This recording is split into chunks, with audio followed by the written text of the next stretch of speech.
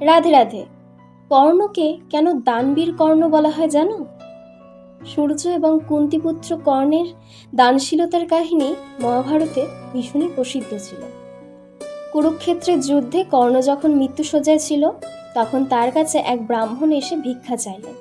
সেই মুহূর্তে কর্ণের কাছে কিছু না থাকায় সে তার নিজের সোনার দাঁত ভেঙে ব্রাহ্মণকে দান করলেন। কিন্তু ব্রাহ্মণ সেটা নিল না, কারণ সেই দাঁতে রক্ত লেগেছিল। তখন কোনো উপায় না পেয়ে কর্ণ পড়ে থাকা ধনুক এবং তীর নিয়ে আকাশের দিকে মন্ত্রের দ্বারা ছুঁড়ে মারলেন, যার ফলে বৃষ্টি শুরু হয়ে গেল। সেই বৃষ্টির জলে দাঁতের রক্ত ধুয়ে গেল এবং সেই দাঁতটি কর্ণ সেই ব্রাহ্মণকে দান করলেন।